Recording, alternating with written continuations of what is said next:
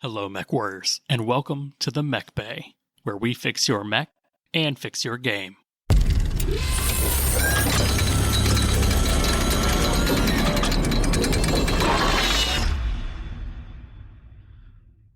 Hello, Mechwarriors. I'm your host, Josh, and today I've got with me my co-host, Dustin, and in the Rumble seat tonight, I've got Denham. And we are back in the hot seats. It's time to talk classic Battletech again. We got a specific request to deep dive on some tactics we love to throw down at the table. So if you've ever wanted to upgrade your skills from 4-5 to 3-4, this is the episode to start that. But first, it's time for the hobby progress, hobby news, and some fan mail. To kick things off, let's roll it on over to Dustin and see what he's been up to lately. What's up? The fire has been lit for the sculpting of the Battle Mech Claw Jabber again. It should be done soon. Can I get a release year on that one? Like I'm in the Sarna page right now. What year do I put? For the Claw Jabber? Yeah, like 2021 or 3021? Well, it's got a large pulse laser, so you're going to have to wait until the health memory core is recovered. We're going to have to wait 1,000 years. Got 1,000 it. years, roughly. Printing some little spaceships. That's pretty much it. Pretty light. Doing some Halloween decorating. I used my miniatures painting and weathering techniques to make the cheap little tombstones look less lame. Oh, that's pretty cool, actually. Yeah, so that's pretty much it this week and past week. Denham, what have you been up to lately? Well, Steel Warriors released that urban expansion pack, so I've been looking at some of those buildings. I've got another really big one that goes on the same base. Is that giant one with the radar dishes on the top? Mm-hmm. But I have really just been printing out about 100 coins for this game called Red Dragon Inn. They have these little cardboard tokens for coins. And I'm like, I've got a printer. I can do better than this. So I've just been printing coins to use for that game and painting them gold. Not really Battletech, but you can't play Battletech all the time. That's a lie. I mean, we could, but... I could. I did. Our wives, family, friends, and employers would not like us. Exactly. Yeah, for my hobby progress, I did a little mega meching. I know it's like... Is that a hobby? Yes. It's virtual Battletech, but it was also like I was trying out custom mechs and I wanted to see, okay, do like tweaks and take it back in the garage, put it back in the simulator, like keep modifying to see what I liked. And that was like the perfect place to do that. So I learned how to do that. The problem was the whole time that I was not doing the right tech level when I was setting up the game. So I feel dumb. I've literally been trying that for like a year. Haven't been trying too hard, of course, for a year, but with that user interface, I don't blame you. It's great for what it is. It really is, and it's free. So yay. For free, I'll take what I can get, but it's rough. It's rough sometimes. Honey, did I do any more Battletech stuff? We talked about our game we played, right? There was a whole episode on that. You didn't read any Battletech stuff. I did not read any Battletech stuff. We did have our Book club. Dustin, talk to us about book club. Yeah, I didn't miss this one, which was great. I'm still pretty mad about missing the first book club. It was good. We had fun talking about the Battletech universe and the characters in the book, which is what you do in book club.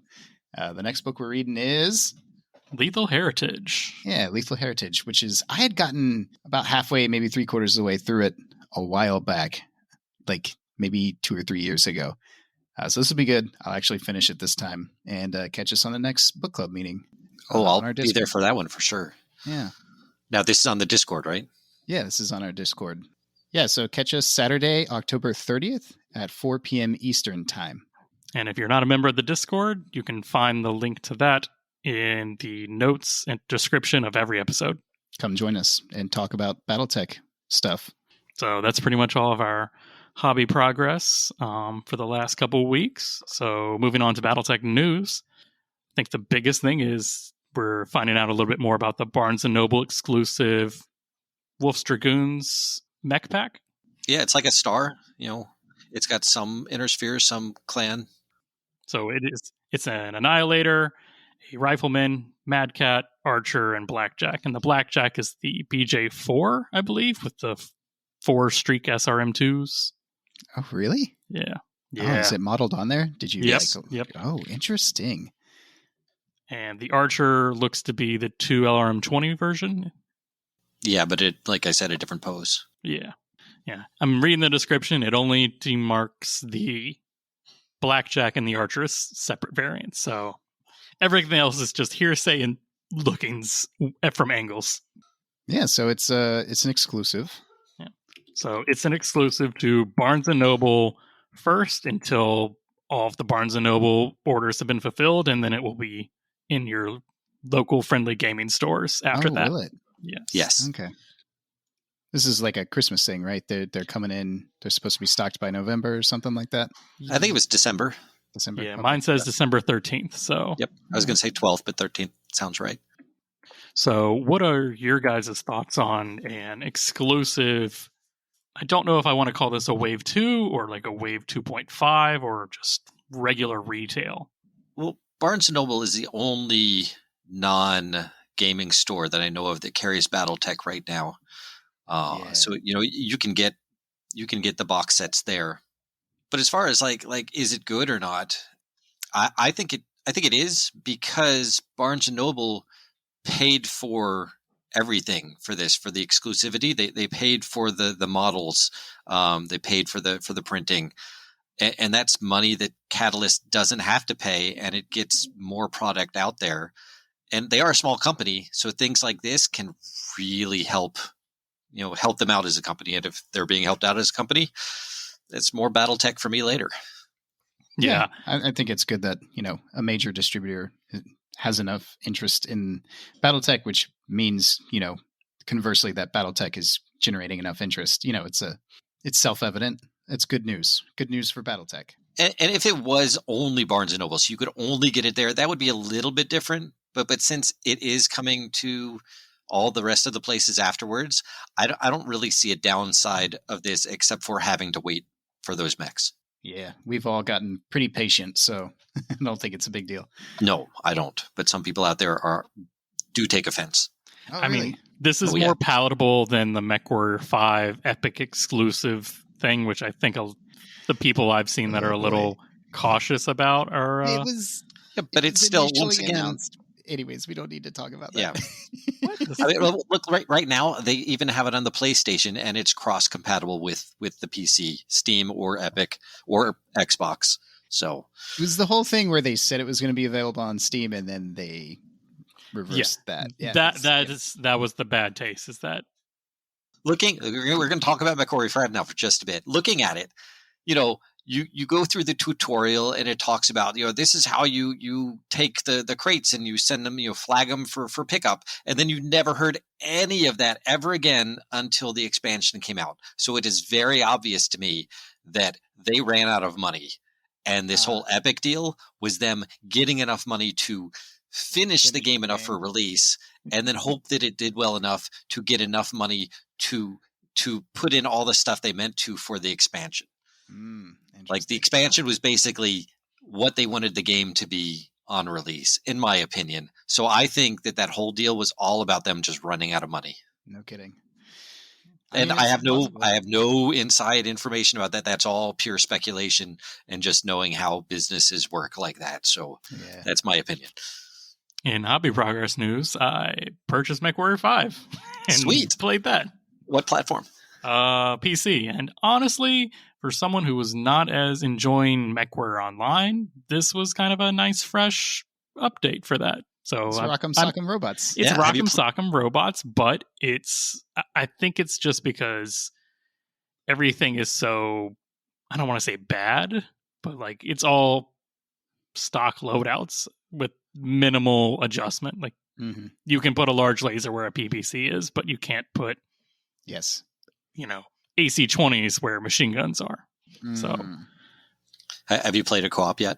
I have played co-op. That was quite fun. It's so good. I enjoy that a lot. But it is probably the most palatable single-player Mechwarrior experience that I thought they could make, and I'm happy. So it's Mechbay approved. I'll put it that way. In other news, we have the latest release from Creative Juggernaut that's being teased right now, and that is precast bases for the Lunar and Badlands maps. And if you guys have not seen those, I do recommend checking those out on the Battletech International Facebook. What are you guys' thoughts and opinions on that? Well, like, okay, Lunar and Badlands. So do you think that they're tying these into like the Alien Worlds map pack that they just released for Wave 2? Because that has a whole lunar side, and it has 3 different alien Badland type worlds. Do you think they're looking into that and making some cool stuff that kind of ties in? Possibly. I mean, this could be like stocking stuffers that are just a quick, like, not a whole mech. It's like $20 or something, and you get like a whole lance worth of things to add on. Just something to kind of keep the inventory moving. Like, you don't want to do one mech every year. That's what they're doing so far. Yeah, I mean, it's nice to know that they're working on other stuff that are not just the Black Knight and the Stormcrow. That's my biggest opinion. Yeah, it's like a sign of life. Exactly. I did hear that these need a little bit more cleanup than the mechs. Like, the mechs were beautiful when I got them. They needed minimal cleanup for sure. But the images I saw of somebody painting up the lunar ones, it had a lot of flash and stuff to scrape off. That's okay for me. I'm a weirdo. I would personally prefer to get the mechs on sprue. I'm not putting this in. I'm not putting that in. What? Hate mail is still mail. It counts. Yeah. Really? Nobody else wants that? Am I the only one? Metal's fine. Plastic is... I don't mind that plastic. I don't mind plastic either, but I want to cut it off the sprue and pose it and do it my way. But, Oh, man. With Wave 2, that's pretty much going to put my plastic mechs just over my metal mechs. The Tomorrow Rising source book isn't out yet, right? It was available at Gen Con if you were there, but other than that, not yet. Was not there. Yeah. So, yeah, I think I'm going to pass on the IlClan source book because my understanding is that it, if you read Hour of the Wolf, I feel like I don't need a double dose. You don't want some wolf in your wolf? Yeah. P.S. The opening prologue to Lethal Heritage is a wolf putting a wolf into 2 wolves. Yes. Yes, it is. One other fun thing that came out of Gen Con that we saw was Catalyst tried releasing their new Mega Mat, which was, I want to say 4 mats in one, and that was not meant to be an exclusive. And but yeah, Mega Mat is like trademarked or something. Mega Mat is trademarked by Chessex, if I remember correctly, and that will have to go back to the warehouse to get reprinted up for new naming and everything. So I have no idea when we will see that. The few people that got the mats at the convention, I mean, they look great. I mean, I would love to play on like a full table. I'd like to have one. Yeah. Exactly. Everyone would like to have one. So that's something that we are all hoping to see in the future, and we have our hands. It'll come. Yeah. So you're telling me that Battletech is having some sort of a licensing issue with another company? I know. Yeah. I think that's why they just pulled it so fast. Like, even if Chessex or whoever does not sell that item anymore, it's just that they don't want to fight for any names. Like, they will go back and call it the Battletech Mega Mat, but just Mat. So Battletech Mat. Mat. Yeah, Mat. the format. The format. Quad Mat. The Quad Mat. The Quad. If it gets named any of those, I want my royalty rights. But yeah, so that's pretty much it from the Gen Con and the news for the last couple of weeks. We've got 2 mails today. 2 or 3? We got 3. So we've got 3 listener mails today. Evan Watts writes, I've been listening to the Mechbay for the last couple of months and I'm enjoying the show. One of the things I love about Battletech is that the core concept is fairly simple, but there are so many lenses with which to look at your tactics. None of which give you the complete picture, but learning a variety of them allows you to have a better grasp on how to handle a particular match and to recognize what your opponent is trying to do. If you guys get the chance to dig into tactics in more depth, I'd love it. Well, Evan, this is the episode just for you. Yes, thanks for the compliment, and we'd love to dig into the nitty-gritty of tactics a little bit more. Adam Murray says, hey, just started listening to your podcast and just wanted to say keep up the good work. Thanks, Adam. You keep listening, we'll keep delivering. And Tony the Rat says, I'm a listener from France and I love your podcast. I'm slowly inviting / blackmailing my friends into playing Battletech with me. I've got 2 of them hooked already. What is a good way to make a scenario where lights have a role to play? I want my group to be able to use any type of mechs without thinking, oh, light mechs suck, let's only take heavies. Thanks in advance. Love the show. Keep being awesome. All right. I have an answer for that. Go for it. Yeah, don't have a slow light. Like if you've got a nice fast light, that can be used in almost any scenario well, as long as you follow the tactics that we'll put out later. But if it's a slow light, yeah, that's kind of useless.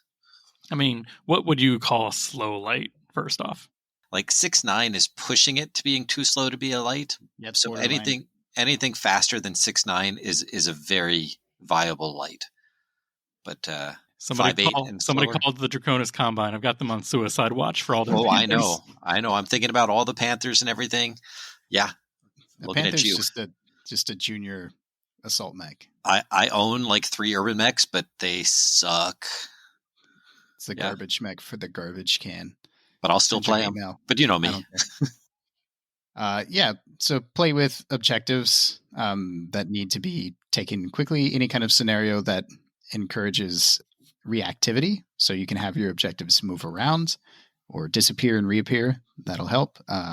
You can do an objective raid, have the mechs need to retrieve something and get back. And then if you're doing a narrative style scenario, you could always do a breakthrough, which will reward lighter mechs.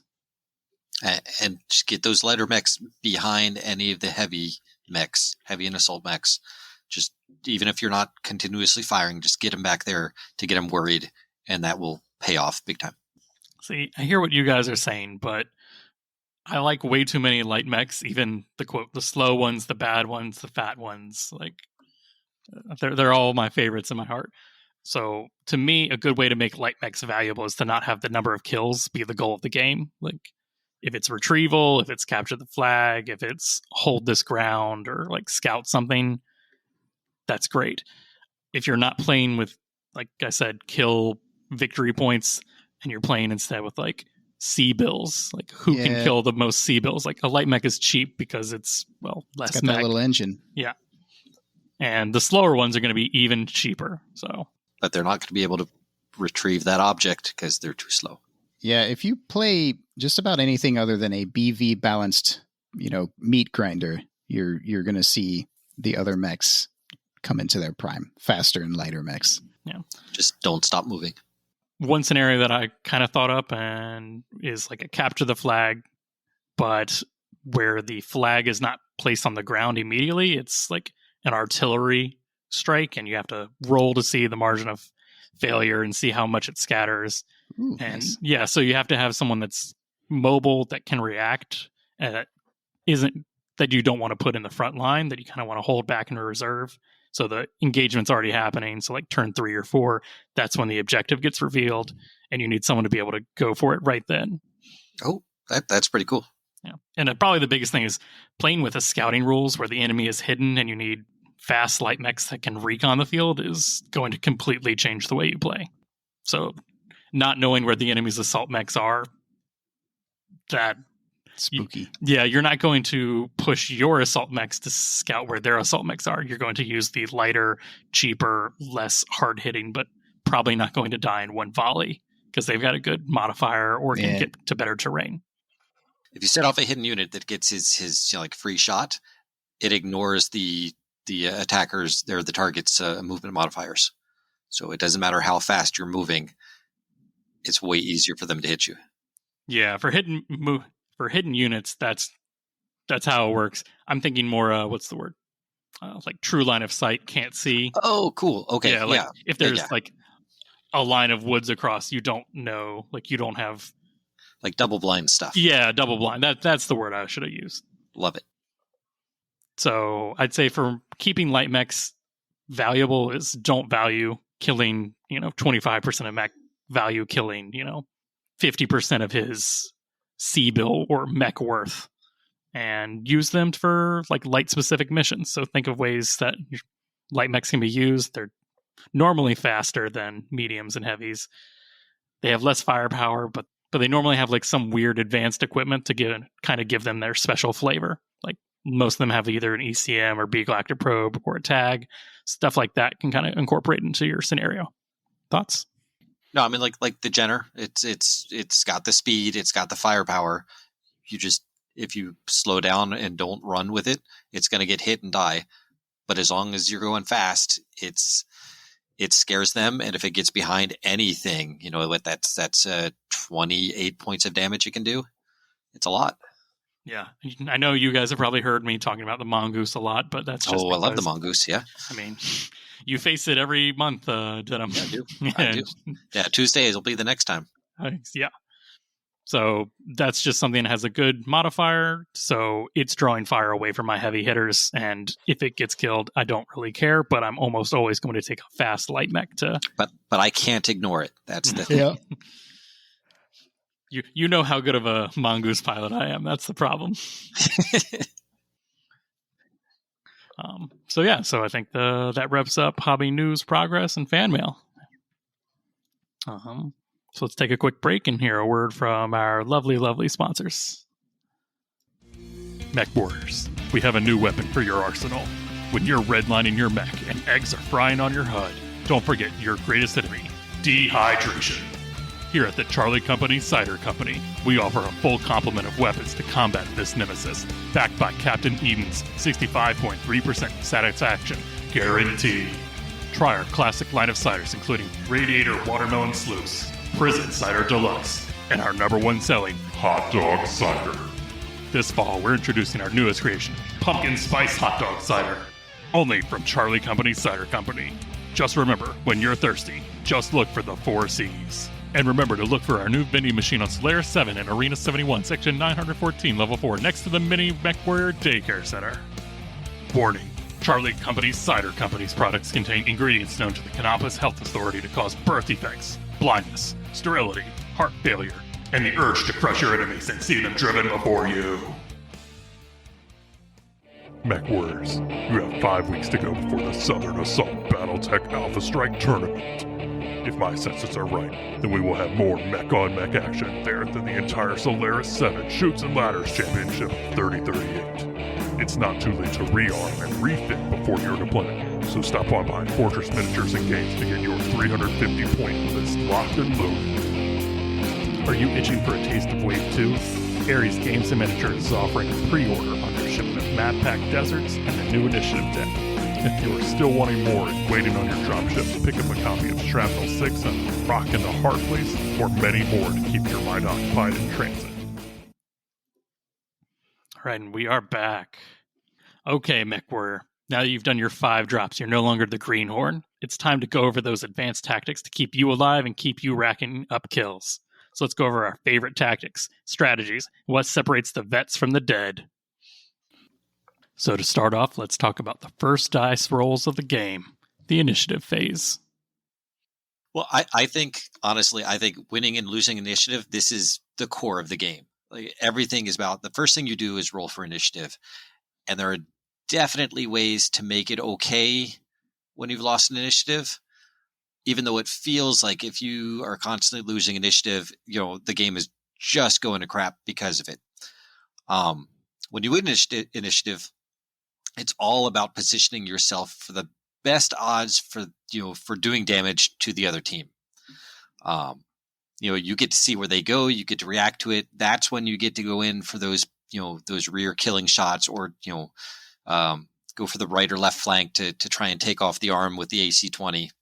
But when you lose, it's more about making it harder for them to hit you. Not so much getting a great shot on them, but just increasing your movement modifiers so that the odds of them hitting you are just too difficult. That's when you do the jumping into the middle of the woods. So, your 2 hit might be a 9 up, but theirs is a 9 or a 10 as well. So the odds are they're probably not going to hit you. Yeah. Another thing that I like to do, thinking about winning and losing initiative, is to, be thinking about that ahead of time. One of the things I think I did less correctly when I started playing Battletech was I would plan my turns out, the turn before, I'm going to move this mech here and here and here. Or if, I'm going to react to my enemy's movement in this way and that way.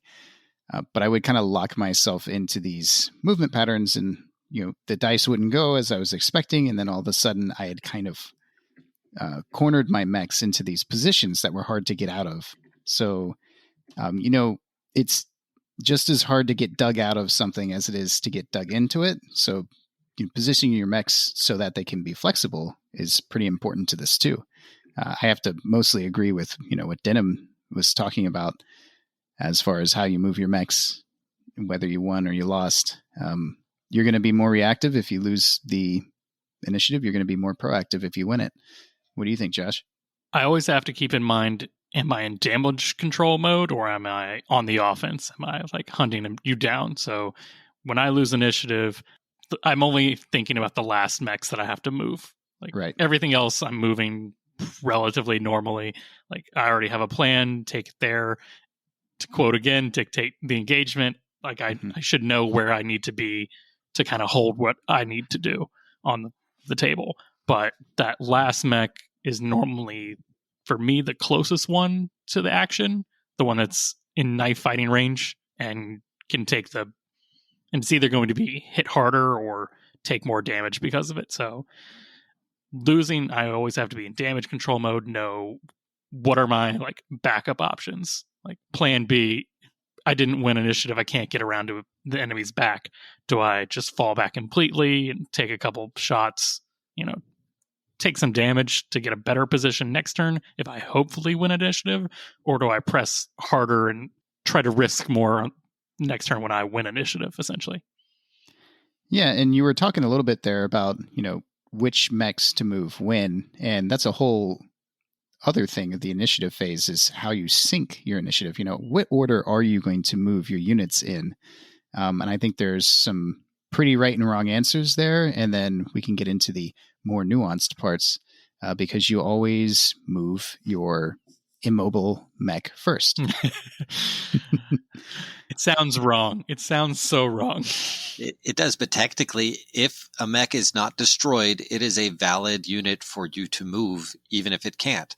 Even if the pilot's unconscious, as long as his mech isn't destroyed, you can say, I'm moving him first. Mm-hmm.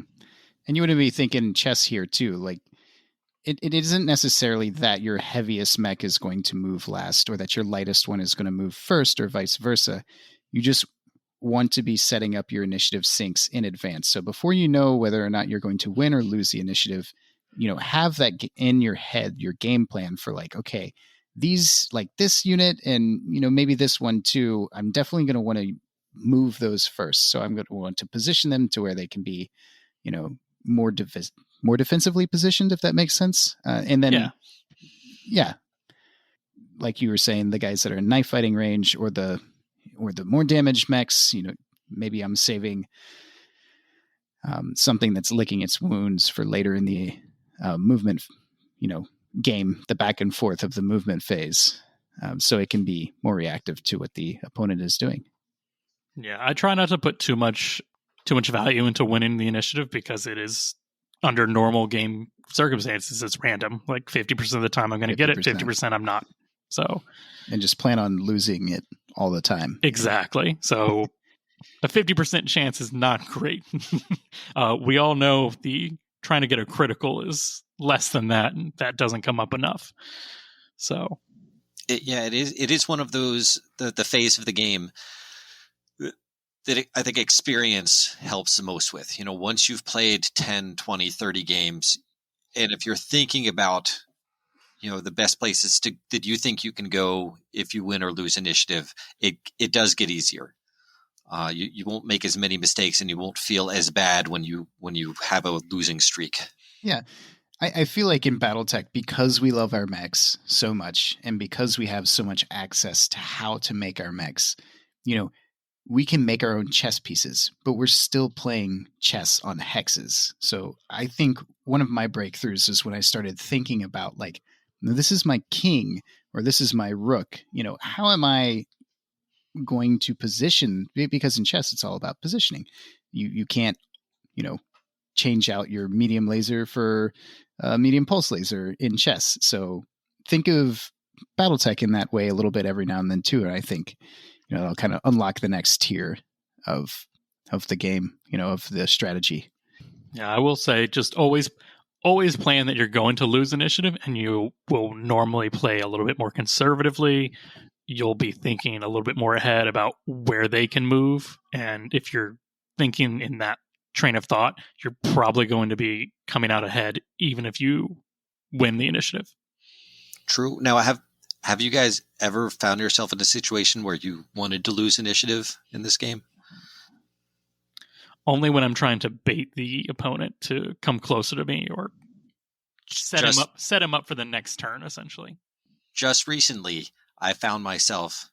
It was one of the ones where it wasn't just a slugfest. It was a mission. It was an objective-based mission, and somebody was trying to get off the map, and I lost the initiative, which meant that I got to go first, which meant that I was able to move one of my mechs into this little valley and totally block his escape off, where he would have been able to run off the map and win.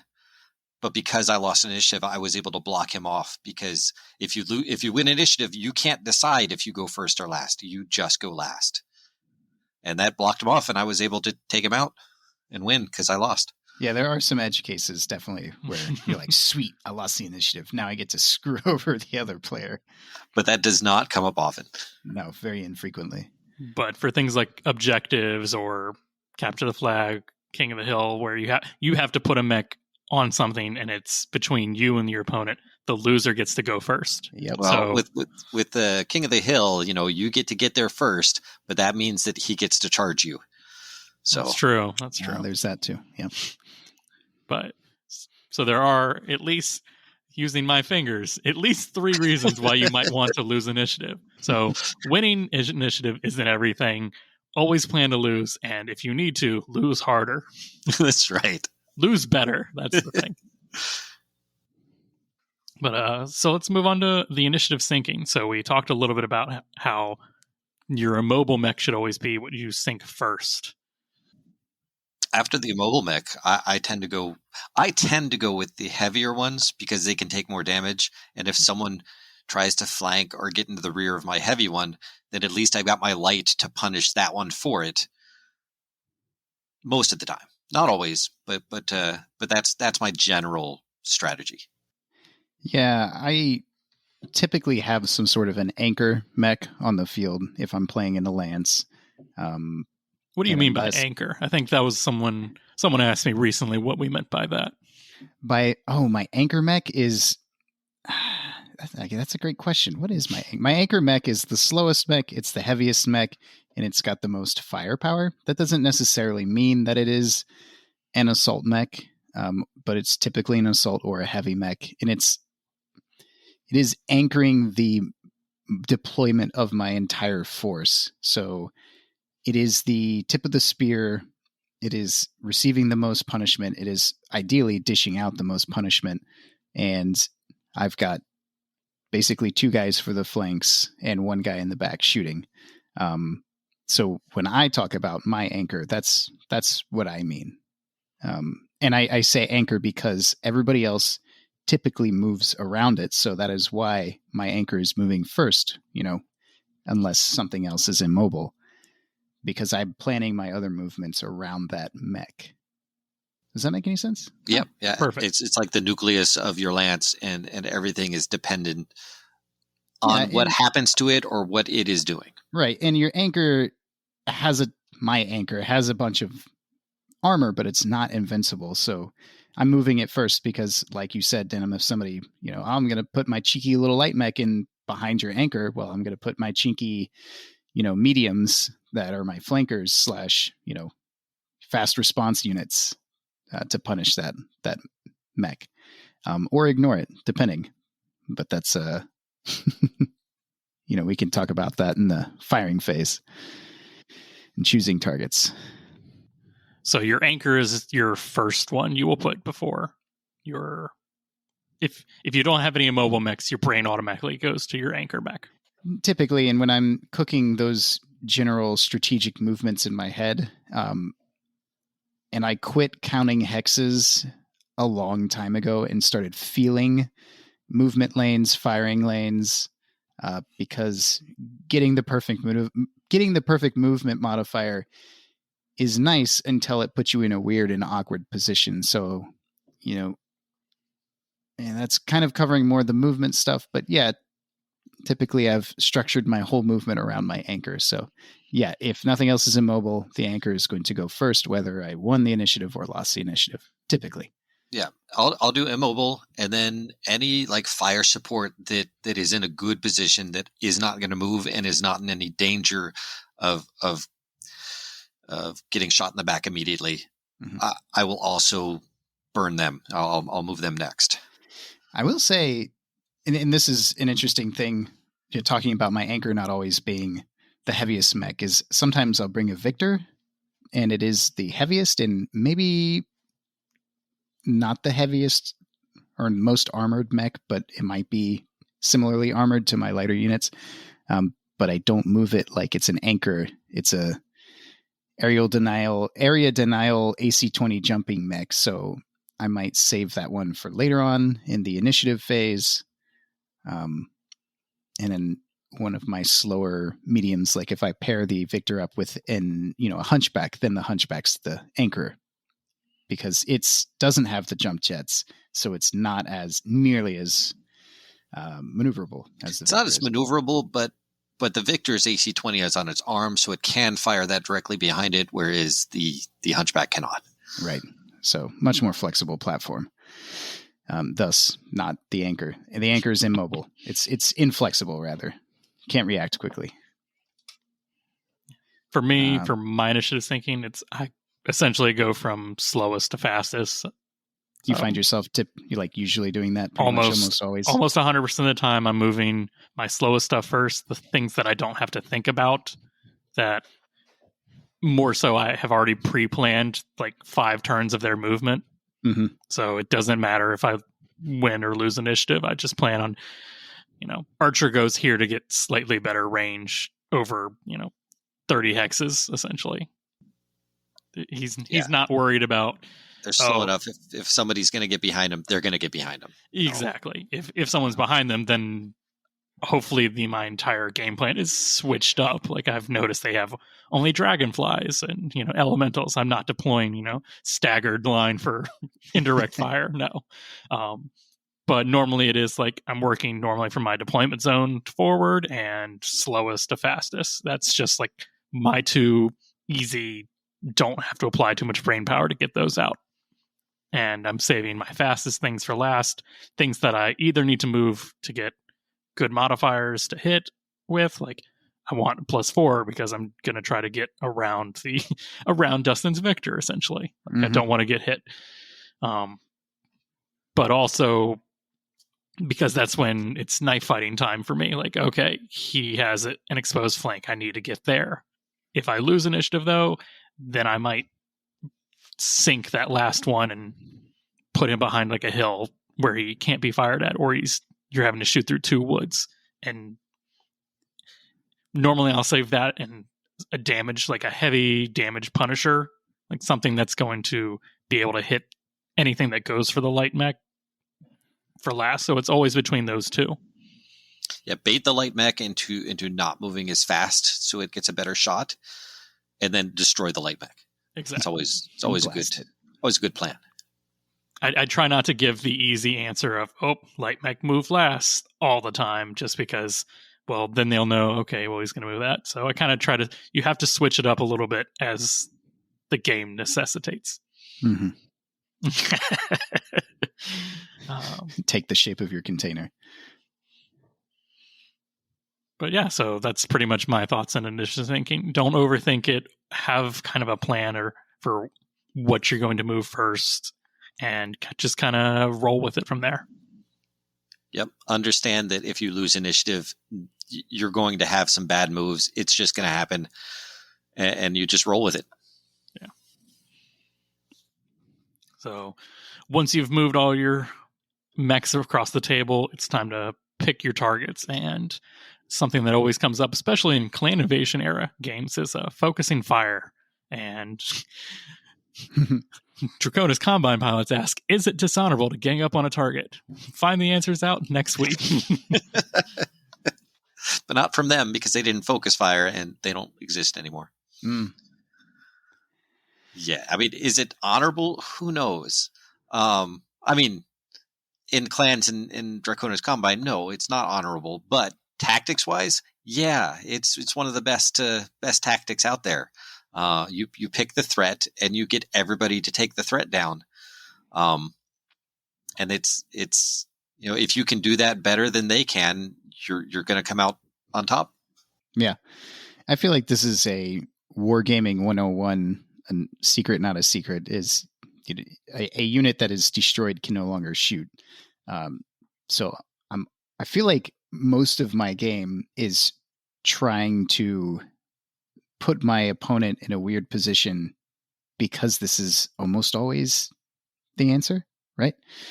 I'm going to be trying to give, I will present a target for a turn, and then I will back that target off to put my opponent in a weird position if they try to focus that, unit back down, focus it off the table. So I'm constantly trying to spread the damage around all the armor on the table because we're playing Battletech. And I'm trying to dance around this, this answer, I guess, this, always focus fire, always try to, right. And if you're on the receiving end, like you said, you have a bait mech for that turn and you need to rotate that. You got to rotate the bait mech out in order to spread their damage around while you take one out. Honor is like an RPG trait. I think that that modifying your tactics to fit like an artificial constraint can be a lot of fun. As a Karita player, I do that a lot. Good clan players do that, but as far as good tactics, it's good tactics to focus fire. Yeah, absolutely. Josh, what do you think? Yeah, the admirable or the general on the wargaming table says, kill until they're dead. The other train of thought that comes to mind is if you see them not focus firing, like they're kind of setting up on one-on-one duels, use that against them. If they're not willing to focus fire on you, don't focus fire on them and kind of exploit that. Like literally do what the Inner Sphere does against clans. like don't get it into their head if they're not putting all their eggs into one basket to like blow up your anchor mech or your heavy hitters or something like that. Don't teach them that mid game. Like kind of roll with it. Let them spread their mechs out, do their one-on-one duels, and if you feel like you have the upper hand, like 60 or 70% of the game, then switch it up. Start, jumping all of your mechs into one, kill them, move on to the next one. But I'm not going to say always focus fire from the get-go. Like don't pick your target like he has to die first. Yeah, well, if you're playing clan on clan, I mean that may be part of your game is to do the honor duel thing. I mean, even in my like 30-25 Inner Sphere games, like I feel like people like us as tabletop wargamers, we kind of like to set up our duels and like my mech A is better than your mech B, and now they're going to fight, and I'm gonna tell that story in my brain. Like I'm not saying anything, I'm just playing normally, but in like my subconscious, I wanted to do Black Knight versus, Grasshopper or something weird like that. Yeah. Well, the whole story, like the early story, there weren't many mechs, and it was kind of like the mechs are the knights of the battlefield, and it would do that. In fact, they wouldn't fight to the death. They'd fight to where one was too damaged, and then they pull off. And then that would, that territory would go to the victor. But the other guy would go home and repair, and then he could, fight again another day. But by the time we hit the Civil War, everybody had RCTs, regimental combat teams. Yeah, I mean they just had so many hundreds of mechs on each side that then you went into a whole different type of tactics. I try not to get, focusing fire is always the answer. And I burnt too many brain cells when I started playing Battletech, like really trying to follow that doctrine. So to put a caveat on everything that I've already said about always focus fire, it's like, don't get too wrapped up into it. And there is an amount of computing energy you have for an afternoon of Battletech. So don't burn too much of it on trying to focus down a single target. take the shots when they come, of course, but don't lose the game over it. Yeah, because if you start just if you put on the horse blinders and you start only going for one target, that's, Your 40% damage, Yeah. then they're going to see that and they're going to start surrounding you, and you're going to maybe kill the one target, but now they're going to At probably what have you cost? surrounded. Yeah, At what cost? exactly. So focus firing, not the end all be all. Good, but not great. Looking for strategic victories, guys, not tactical ones. Because, and I can't understate this, you can overkill a target eventually. Oh yeah, especially the way that the turns are set up, where everyone has to declare fire before the damage is resolved. First guy could kill him, and then everyone else is shooting at a dead mech. Yeah, and that's a wasted turn of shots that could have been easier done, spread out. All right, and continuing on with the focusing fire topic. How do you choose that priority target to focus fire? Ooh, juicy. Yeah, that's a tough one. That's a real tough one. Who wants to start? I mean, the easy answer is it depends on the objective. If the fast mech has the objective, you want to stop him. If the big guy is killing all the targets, you want to stop him. But that's the name of the game. It's whoever can determine the best target at which time he's going to win. But how do you do that? Yeah, how do you do that? When I'm playing, I feel like choosing a priority target is so incredibly situational. I'm realizing all of a sudden, if we're doing some sort of a slugfest, or the game is presenting itself as a slugfest at the moment, because even if you're playing an objective game, killing a mech might be the best thing to do right now. And when it comes to which mech I'm going to kill, I maybe there's a hierarchy, but I think at the top of that is the mech I feel is most out of position and most or least flexible to respond to my focusing on that mech. So if I see, some sort of, it doesn't, even a skirmisher could be kind of out of position, have a bad target movement modifier, and not a great option to get out of that position in the next turn or two. I'm going to focus on that target.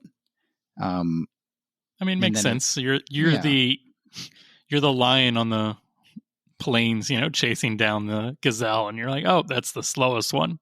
I'm gonna eat that one first. Gonna eat that guy first.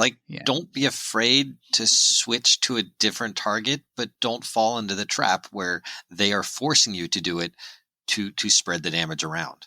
Right. Be aware of what your opponent is trying to do. Mm-hmm. And it's, like I said, it's pretty situational, but sometimes it might be worth, I'm going to say 9. If your combines, if all your gator, your gunnery, target range, other target movement modifier, if that's coming up to 10, it's time to switch targets. But if I can finish it off on 8s, maybe 9s, absolutely. That's a big difference. 8s are what, almost 42% of the time you hit, and 9s are just under 28%. That's a big. It's pretty rough. And then 10s are down to 16 something. So yeah, in Battletech, when I'm playing a game of Battletech, if I'm rolling for a 10, I literally assume it's not happening. It's just a wasted shot. This guy's got nothing to shoot at, so he'll take a 10, and I do not expect that to happen. Oh, man. Preparing for this tactics here, I was going over just like you do the die rolls and everything, and I realized I can just go Google what die roll probabilities are for 2d6. Back when I was doing this to begin with, there was no Google. I either had to figure it out or go look it up in a book somewhere. So you kids and your fancy toys. Yeah, we got it easy. It's way easier. Josh, what about you? What's kind of your hierarchy? I'm sure we'll bounce around a little bit, but how are you picking your targets on the battlefield? You have to take your priority target on a turn-by-turn basis. If they're running the Annihilator up the middle of the field and it's literally just mowing down all your in-place positions one by one, then yes, that's going to be the priority target. If the Annihilator is walking down the field and it's just, plinking away for damage, and you've got something else like a Grasshopper or, like your Victor jumping 4 hexes a turn that's just slowly moving up, and you understand that that's not the priority target now, but that will be an extreme priority target like 2 or 3 turns from now, then you could probably say that that's the priority target now. Like, I need to deal with that before it becomes something I can't deal with. The black jacket over 10 hexes away, never a priority. No. Golden That's babies. why you lose. Yeah. What? True armor crits are stupid. Well, they're in the game. But yeah. Anyways, yeah. I'll take those odds. Things like that, things that are going to be like insane problems for me are priority targets. If I'm running like C3 networks, then ECM, fast moving ECM, is a priority target because it's going to shut my entire strategy down. So electronic warfare is probably the next one on the list. Melee mechs, I'm going to put melee mechs kind of up there. Yeah, if they close and they get in the wrong spot, that's super bad. Because that's something that can dictate the engagement pretty well for an opponent. If it's something that I can't outmaneuver or something that I have to kind of go through, then I'm going to try to get that out of my way as early as possible.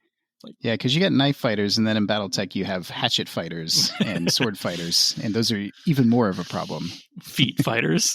Foot kickers. God, the kickers. I really like what you said earlier about looking a couple turns down the line and seeing what is going to be the problem for me and choosing that as a priority target. I cut my teeth on Battletech as a war gamer in general, and I went through a phase where I thought to myself, Battletech is math and dice 2d6 is numbers, so always take the most likely shots. It doesn't mean you're shooting at the mech with the lowest modifier, but I'm adding up all of my modifiers, and I'm like, okay, I got a 7 over here and an 8 over there, so I'm going to take the 7. I've got an 8 over here and a 10 over there, so of course I'm going to take the 8. But I pretty quickly learned that that's not actually how you win games. So, yeah, it's not. That is how you spread damage out equally among everything. Exactly. So, don't get too bogged down in it, and really try to think about what's going to be the biggest threat to you. Like you were saying, Josh, I really like that. And pick that. That's your priority. Deal with it. Yeah. All right. So once you've chosen your priority target, per se, let's say you want to maneuver in for that back shot to do maximum damage. Is it always worth it to try to maneuver yourself to get into their rear arc? Or is it something, or can it be the wrong choice? So I'll answer this first because I think it'll lead into a good discussion. I find personally that maneuvering for rear shots never works out. You got to remember that you're not always going to hit the torso locations. So I have been upset many times playing Battletech where I'm like, okay, I've got this mech with the AC-20 or the AC-10 or the large laser or something that can punch through that rear armor. And then you got to think to yourself, are you going to hit the torso locations? Are you even going to get through the armor? And even if you do, are you actually going to get the crit? Because odds are you're actually not going to get the crit. So I almost never maneuver around back shots. And maybe I'm wrong. So let me know, guys. I think in general, like the concept is you're wrong. It's more psychological. Are you saying Dustin's wrong? I just need this on the record. Yes. No, I'm saying Dustin is wrong on the record. I'll say that right now. Now, if I can do it without jumping, yes, because jumping is an automatic +3. It just the everything adds up. Once you are behind them, especially if you can get to it walking or running, the odds are you're going to hit a torso location. Those are the most common numbers that you roll on 2d6. especially if it's something like an enforcer that has incredibly weak armor, or there's a caveat for the enforcer. or like the hunchback who only has ammo in its left torso, so any crits there are going to blow it up. But you don't want to get in there and like risk it all on a single AC-20.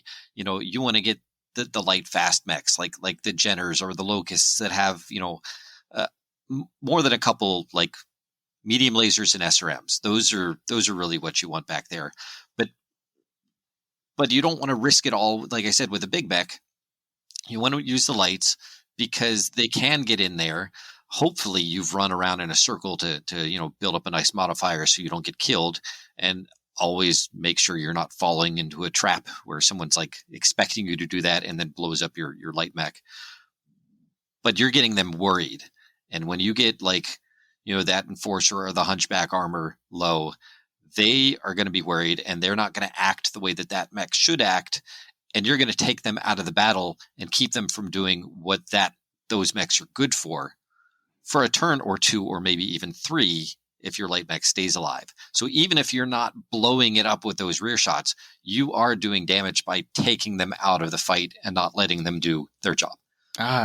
This is interesting because I'm so anti backshot positioning that I literally don't care when people get into my rear arc. I'm not asking for it, but I'm like, oh, that's a mind game. I don't, he's immune to the psychological damage. It just doesn't. Your Jedi mind tricks don't work on me. Now, of course, I've lost a mech here and there to rear shots, but I just feel like it's infrequent enough. But personally, but of course, this is why we play, to put our theories to the test, and also, if a really juicy backside presents it to myself. Sure. I remember off the top of my head, anecdotally, my brother had the Annihilator. This is some variant with 4 PPCs, and I had a Jenner. So of course I'm going to take all the armor off of the backside of the Annihilator to where it's literally backed up into a wall. But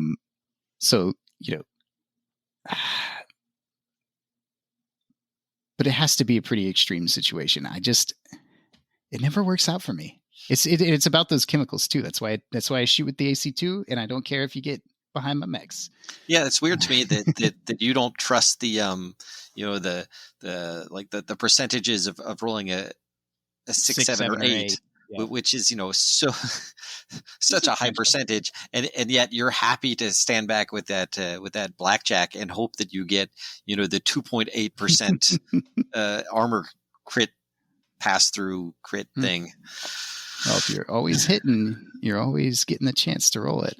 But anyways, I was trying to think about the back shots. I mean, you got rear armor. You got to use it, guys. Come on.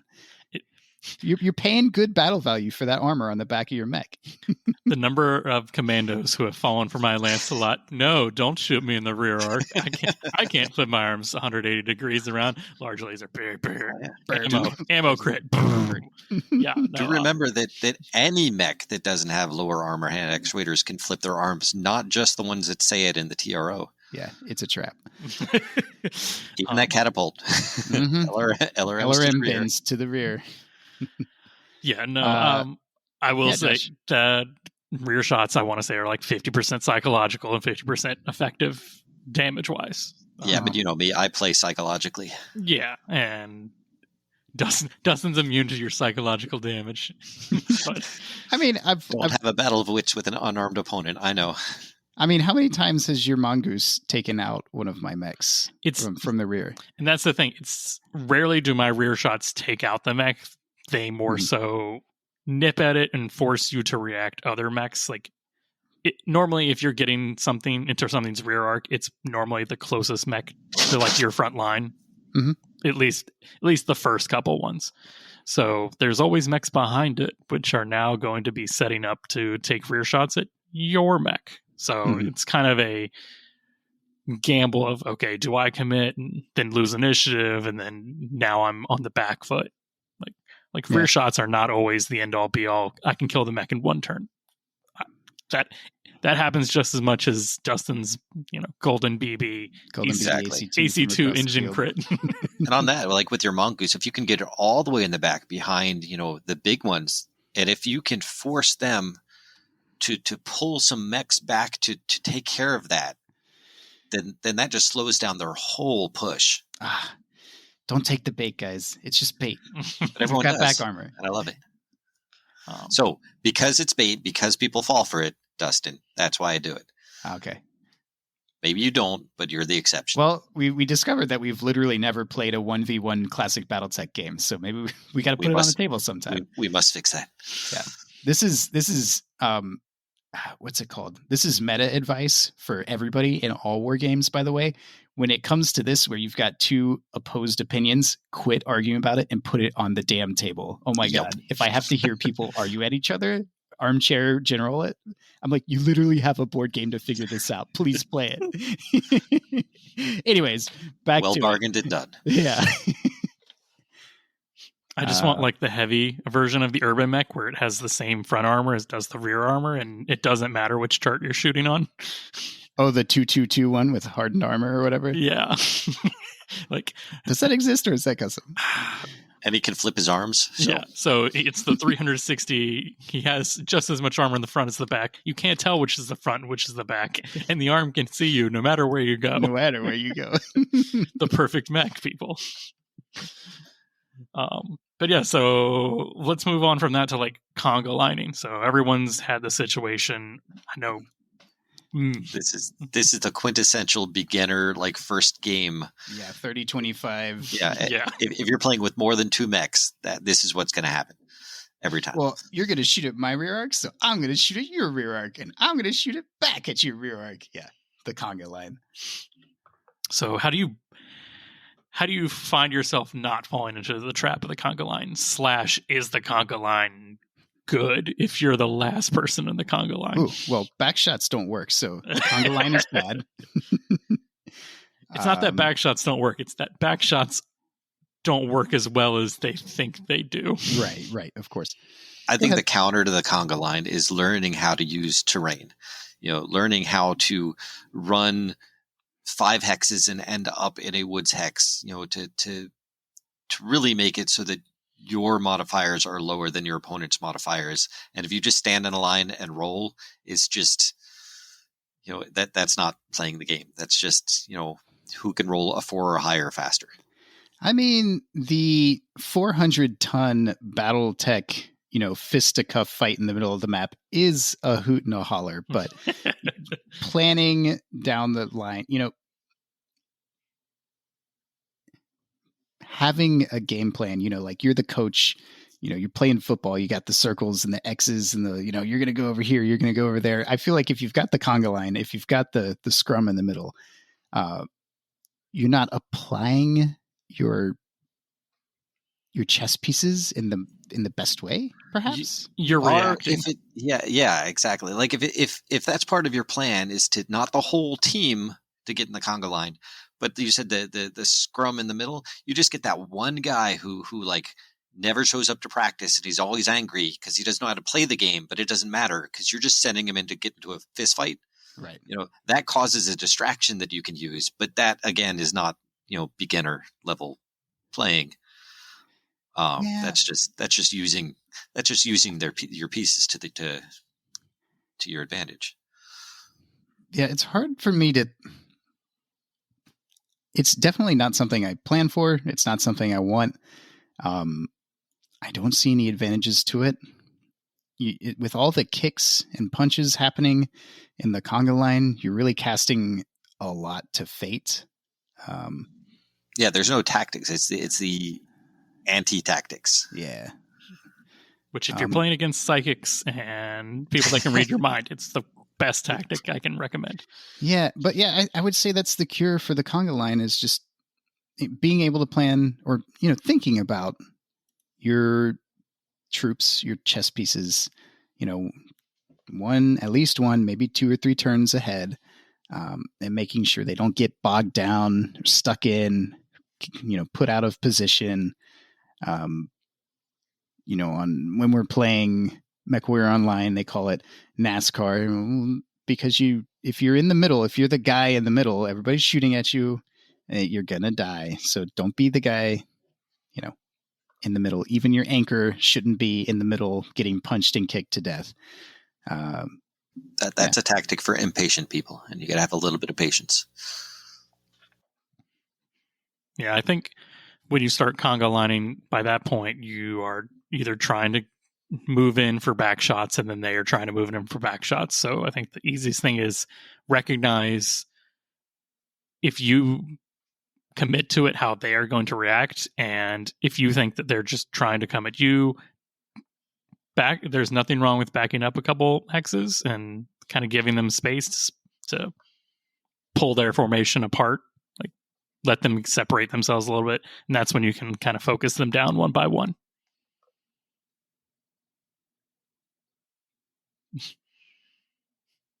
A lot of okay, that works. I mean, there's not much. Yeah, there's no easy way to break a conga line once you get it. Like, someone has to just commit, and it's normally going to be the most mobile mech is going to that, or call in the artillery and turn friendly fire off. You know. Yeah. If the conga line has happened, it's kind of already, things went wrong. Maybe two or three turns ago. So, which is why I say, again, be sure you're planning ahead. Even all the way back to when we were talking about initiative, be thinking of not digging your mechs in too hard. What are their escape plans? How are you going to make sure they're not out of position? How are you going to make sure they're not in the conga line? You don't want to be there. Have a really heavy, really angry mech. Hopefully has a hatchet, maybe some TSM, and just turn that override off. And by that point, yeah. Stackpole rules. Yep. Turn that on. Pray for 4 engine hits, and then you got to roll, what is it, like an 8 on your explosion? I think it was a 10. 10 or higher. Yeah. I've tried rolling it once. It didn't work. I was disappointed. I was promised big explosions. Yeah, and if you are playing the Spider-Man mech, like you're not stuck in here with me, or I'm not stuck in here with you, you're stuck in here with me. That was Rorschach from... Yeah, that was Rorschach from Watchmen, not Spider-Man. Oh, okay. So yeah, if you're playing if your opponent brings that, or if you bring it, like, that goes back to the priority targets. That's a priority target. If the mech comes to the table and he's like, "I'm here for the scrum, bro," like, that's kill the mech, kill it before it's kill it from 10 hexes away. Yeah, before it brings the conga line to your part of the map, to your half. Yep. So yeah, you have to stop it before it happens. Once you're in it, there's no easy way out. It's too late. You're like, well, next game, this is what I'll do. What's I say? In case you didn't know. Yes, and I know this is one of those I want to say basic rules that we just kind of learn, and it just becomes reflex, but Denham's got a lot of experience with Battletech, like years more than I do. I'm interested to see if he has a different answer, if he's just going to be like, yes, this is blessed, let's move on. I feel like we went over it on the doing damage episode, but I think we probably did. Yeah, is using the big damage weapons first before using the smaller crit seeking weapons second. Is that always the correct order? Is there ever a case to not go high damage to low scatter damage? No, there isn't, and so much so that I believe in the more recent iterations of the rulebook, they actually use that as examples, like it is in the rulebook somewhere. Not that you have to do it, but that you should do it. Yeah, it's always the right answer. AC-20 followed up with the SRMs. Don't do it the other way. Yeah, always. Yeah.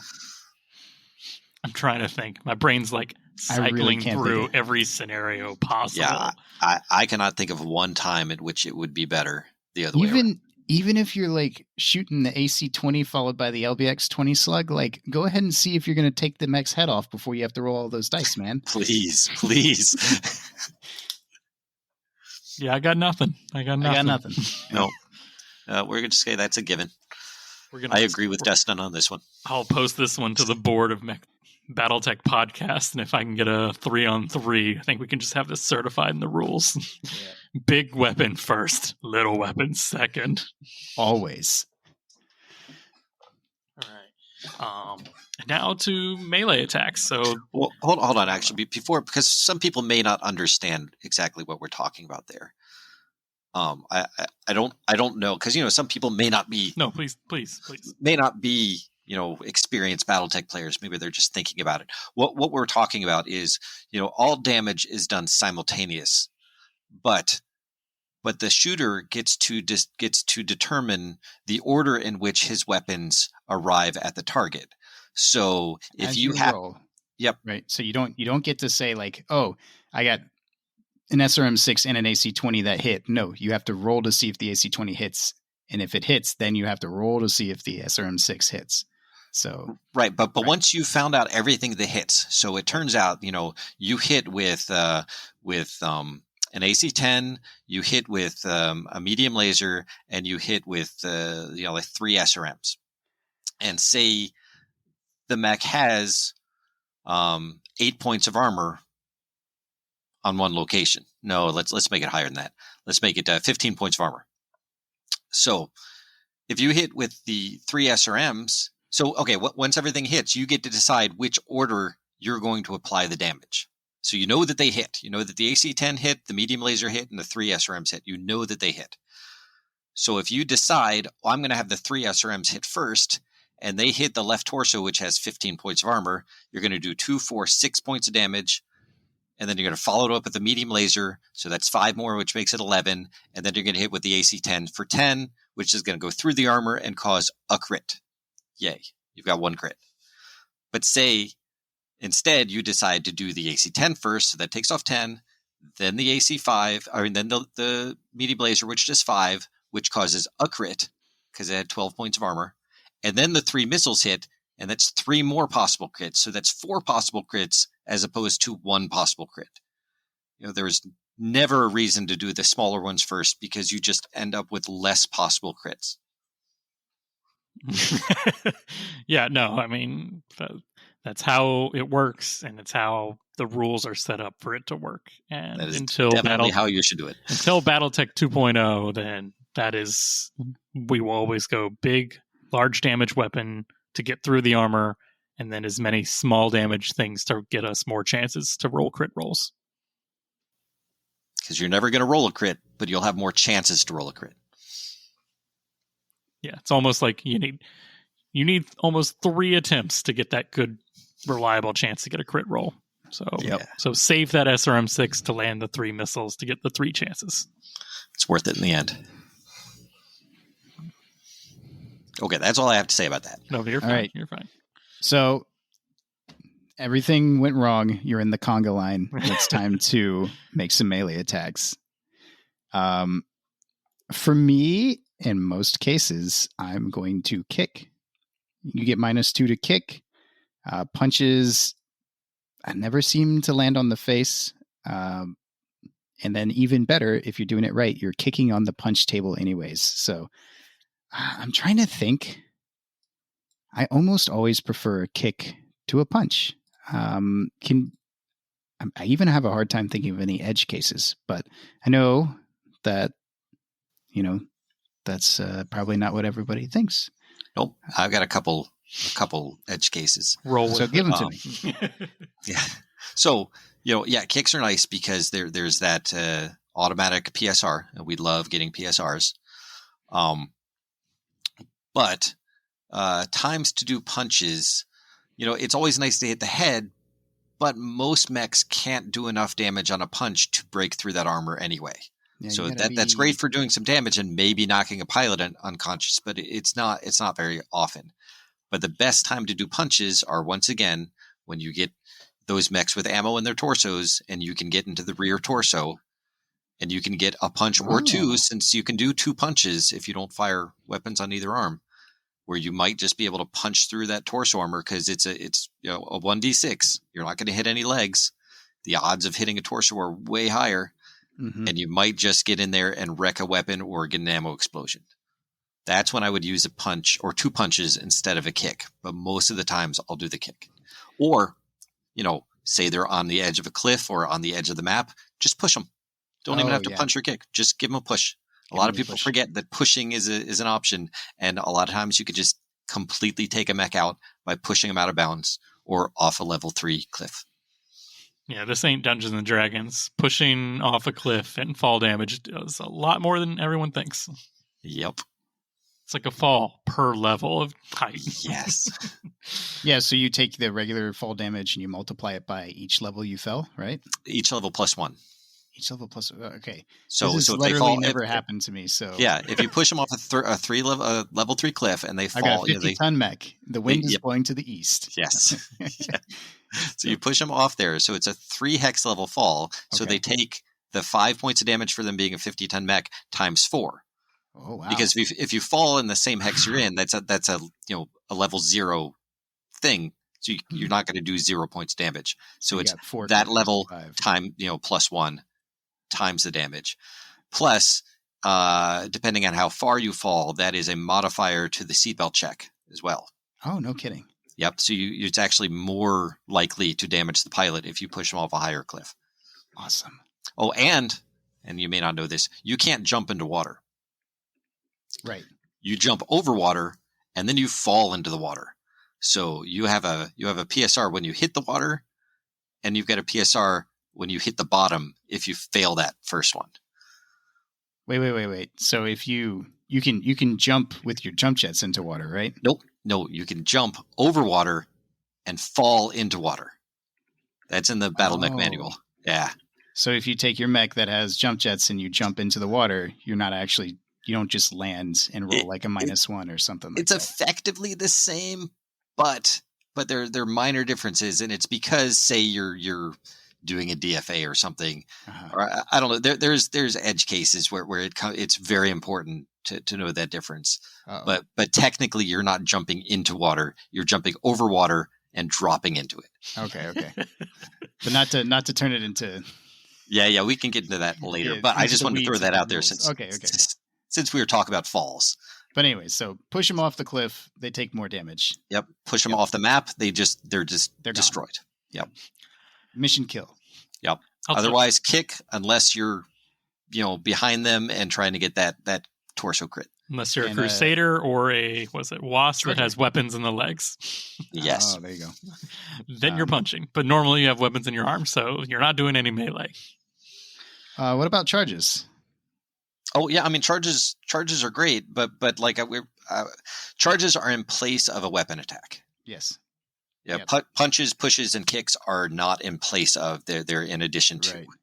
Yeah, I feel like charges and Death from Above falls into the Death from Above. Literally, I never do it because I've never seen it. I have yet to see one connect in a game I've played, and I've played quite a few games. And a charge is much less risky because if you miss your Death from Above, you've got to take another test to see if you fall. Correct. Yep. And you can get shot out of the air as you claim, your Death from Above, but a charge is just much less risky. And if you miss a charge, you just go to the hex to the side. Exactly. Yeah. I still think I want to say that I still haven't had a charge connect either, but much less risky. So charge almost never, and Death from Above for me personally, literally never. Josh? I've pushed one. I've charged one. I've done a lot of punching and I've done a lot of kicking. I've done some thrashing too. So, do you have preference or when will you kick? Since we're mostly talking about kicks and punches, basically. I'd be lying if I said there wasn't a rule of cool that it's kind of like, I don't want to say kicking sand in my opponent's face. It's like, I could kick you. Instead, I'm just going to roll 2 8s to see if I punch you, because that's how much I think of you right now. And if you're ever one level above that field goal kick, that head straight off, gosh, that's the best. It happens. That has happened. I have kicked so many mechs in the noggin. It is beautiful. It's glorious. Does that count as a full kill? Like, I'd need to know for like my Mega Mech test runs, virtual testing. Like, is that a full kill? Does that go on like, okay, no, this is a perfectly designed mech? It's literally illustrated. There's so isn't it the dragon missing an arm, putting his foot through the cockpit of, what is it? Some mech, right? Yeah, it is. It is a mech. Yep. Yeah. It's dope. Put your foot through the cockpit. Yeah, it's glorious. Yeah, I mean 1 point for every 5 tons, so that's 50 tonners doing 10 points to the head. 10 points. You got an assault mech and you're doing at least 16? Oh, Yep. Oh, it's beautiful. It's glorious. Chef's kiss. I love kicks. Always kick. Oh. Kick them when they're down. Kick them when they're up. Kick them when you're higher than them. Kick them.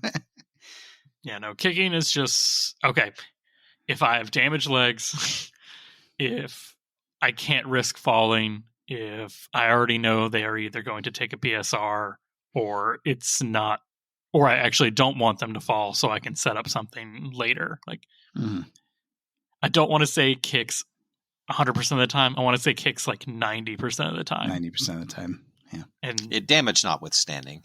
Yeah. Also, physical attacks are not affected by your heat scale. So if you're super hot and your weapon attacks are all at +3 or +4, not your physical attacks. That's so right. Remember that.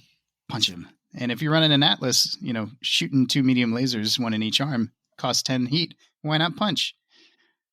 Also not affected by sensor hits, as far as I can recall. Ooh. I mean, at that point, you're seeing the whites in their eyes, or the greens in their lasers, or the reds in their sensor pods. Like, I mean, the list goes on. But yeah, I know for a lot of times my light mechs will kick, but like I said, there are many times where I'm not willing to risk them falling. Like, I physically can't put it up to a 5 up to pass. Like, I need them to stay standing, or they already have 20 damage on them from being kicked. Oh. And I don't want to double risk it.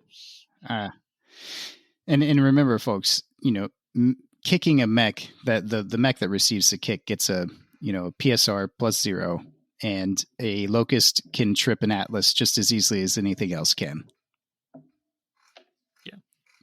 On that trade up, always be kicking. Like, the Atlas will hurt himself more on the fall than you will on the kick. Yes. But, check your battle plan, see if it's worth it. You don't want to punch with the locust anyway, because you do get modifiers. Fist. Well, yeah, the actuator modifiers not only affect damage. Do you hit? Yeah, it's a half damage added on top of that. So if you don't have a hand actuator, I think it's half damage, and if you don't have lower arm, it's +2 to the punch. Yep, it's rough. Yeah, take that. Never mind. I was going to say take that, Zach, but that's 2. But yeah, this is something that we haven't talked about, but I'd like to get deeper into in a later episode. But playing with different types of terrain, weather, or planetary effects. I mean, most times we're playing on the perfect, Terran, standard 1 atmosphere, 25 degrees C. Yeah. Right. My opinion is, if you're a beginner player and you've played less than 20 games, don't. It's just going to slow your game down so much. Mm-hmm. But if you've played a lot and you don't have to look things up on tables and your games go pretty fast, it's a good way to really add some flavor to your game and think about it in a way that you don't normally think about it. And it's a lot of fun. Yeah, I feel like with us talking Battletech tabletop tactics and not, how to set up a good narrative game, I've tried weather effects occasionally, but I'm rolling those tables on, the pre-made scenarios in the back of the error report or something like that. It might be raining. It can spice up the game, but for me, I feel like unless it's a 100%, like narrative thing. Yeah, campaigns, it works better. Yeah. It feels better because you've got a set, your mechs are set in a campaign. Mm-hmm. And when, laser weapons are fine and unaffected, but strong gusts make your missiles harder to hit, if your lance has a lot of missile boats, that's going to affect you. If they're all energy, it's not going to affect you at all. But adjusting to that in a campaign setting is awesome. But if not, it just feels like you're being punished for no reason. Right. By nobody. And and it slows down the game. Yeah. So that's for experienced players, and it really adds flavor. But otherwise. Yeah, that's more for flavor, not as much for substance, I want to say. Like, I don't want to say I would never play like a pickup game with weather conditions. It's just something that, okay, now we have to sit down and explain how they're going to interact with all of our mechs, all of our equipment, the game, the mission, and all of that. Yeah, that alien terrain pack that they put out for Wave 2, like every single one of the maps has different types of terrain and weather effects. The lunar one, if you're on top of the buildings, when they decompress, it launches you 11 hexes into the air. One of them, it gets really windy every now and again, and if you're standing downwind from these pools of acid, it corrodes your armor and gives you modifiers. Another one has got a bunch of crystals that you have to pay attention to when the earthquakes hit. So really cool stuff. If you're willing, if you're prepared for your game to be slower. Yeah. Yep, I've played on the lunar map, and we're not doing breach rules. I've done breach, and I've done visibility through night, and that is the extent of what I've done. Yeah. I've talked about it, and I've looked about it, all the other ones, and they look like so much fun. But that looks like a campaign day where it's just like, right. All right, we're doing a weird hop across the system. First stop's the desert. Everyone adds +5. So count an engine hit out the gate. We did nighttime a month ago with missions, right? Yeah. Yeah. So as long as you get spotlights, it's all good. Unless you don't. Unless you don't. You're fine unless you're not. That's right. That's right.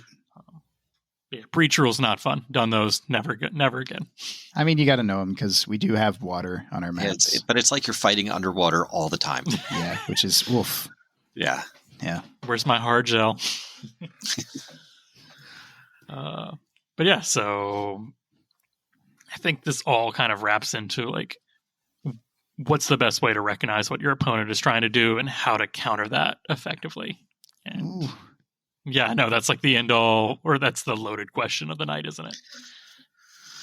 Yeah, well, sometimes it's easy. Like if he has a fire sport mech on his side, and you see that there is that elevated heavy woods hex with partial cover, he's going to park it there, like it, and you can prepare for that, and you can set up your defense against that. Blackjack goes here is written on the hex. Exactly.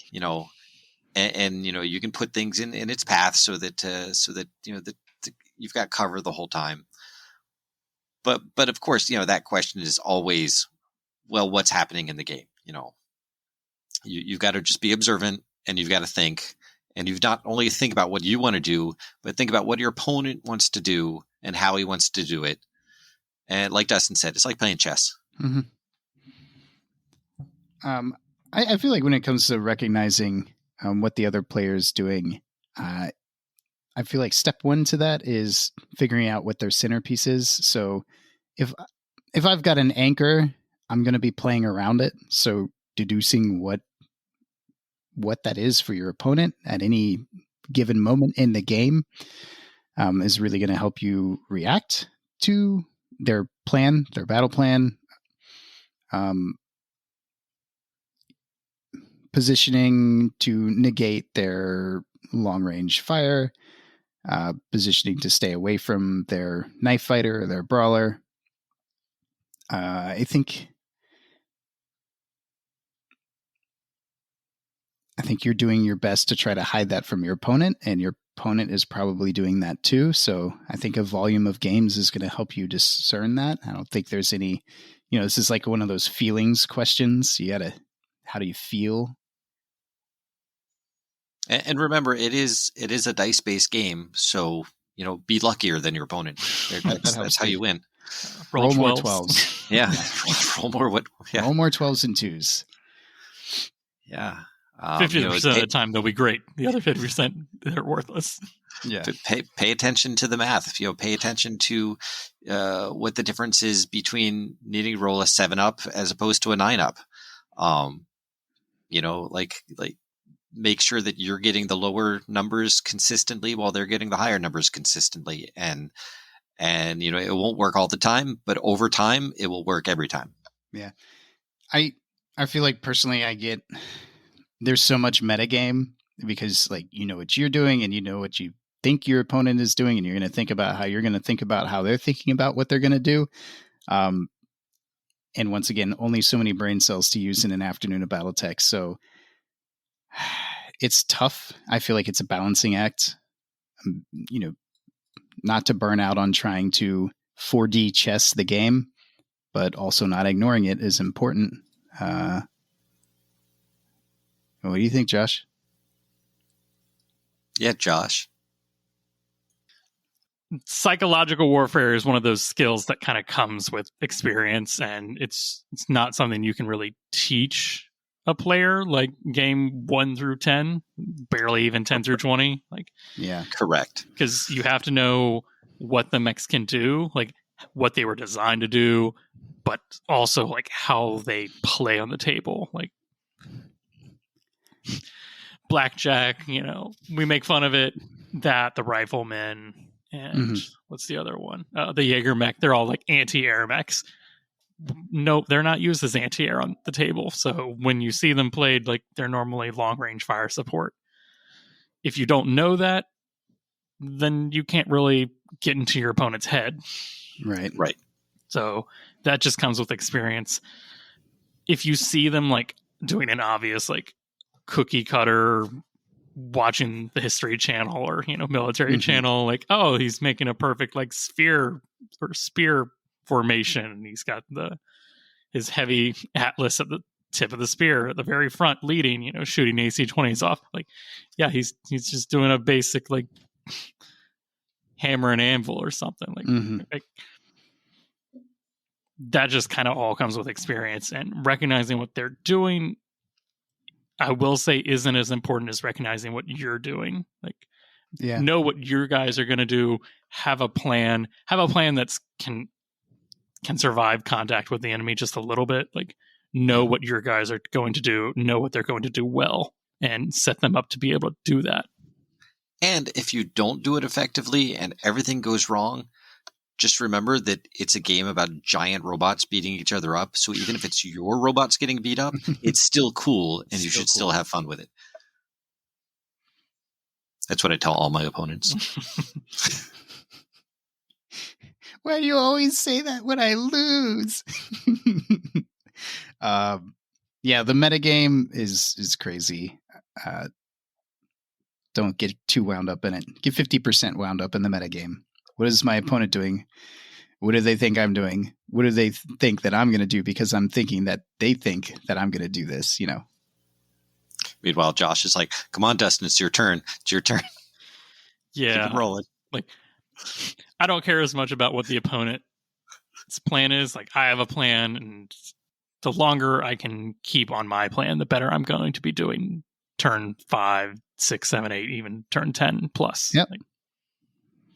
Like, I have a general plan. It's not wired down to be here by turn X. It's like, all right, Black Knight should be roughly in the middle of the board, have some cover on one side, fire supports in the back, set up, ready to bail out to secondary location, stuff like that.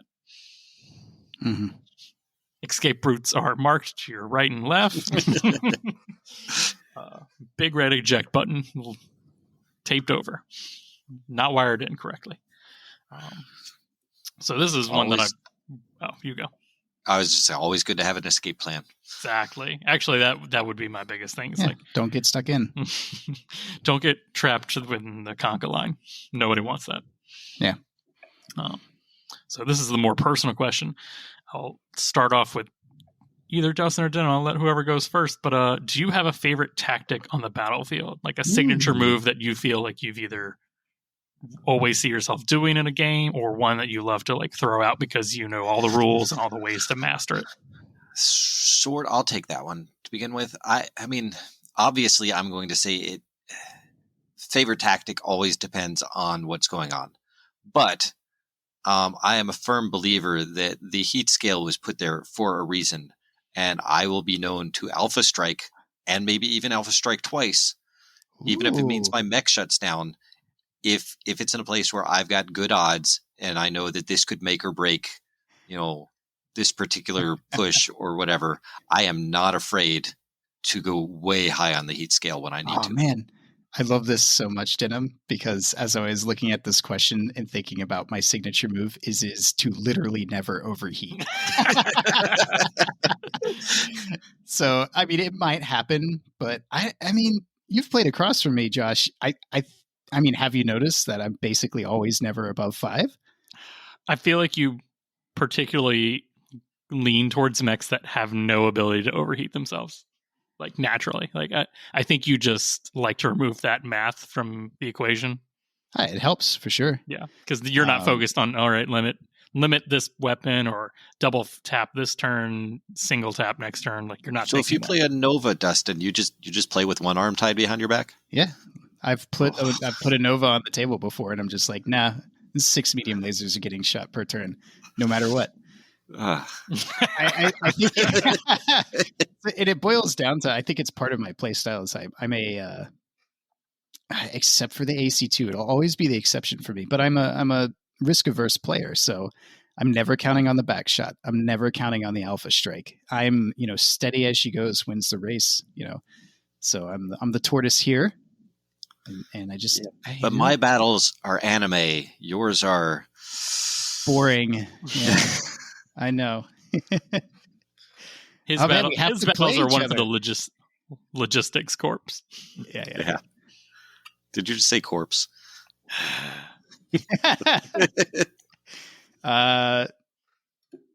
So yeah, we got to play a match. We figured that out. And how about you, Josh? What's your go-to tactic? I don't know. I'm going to ask you, my number one opponent, what you think mine is, and then I'll be like, number one attack. Bring a mongoose, bring a black knight. I was going to say, bringing a black knight is not a signature move. No, it's not. A signature mech is not a signature move. Unless you're a Highlander burial. That's but I don't do that. That's not mine.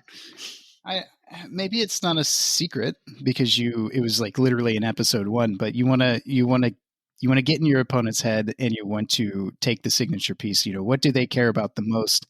How do you mind game them the best? And I think that's what you're going to try to do. Yeah, I try to do that, and I try to do it with like a little flair, a little rule of cool. And like I said, if it's cooler that I knock your mech's face off with 2 punches rather than going a little bit more efficient with a single kick, then I'll do that. Like, see, the numbers are in the kick, and the PSRs are just always worth it. So almost always kicking. Yeah, so my tactic is I like a little flair. Like, I will take the worst shots if they feel cooler, and they'll throw my opponent off a little bit harder. So you like the 80s wrestler of Battle Mechs? Yeah, I guess I am the Triple H. I mean,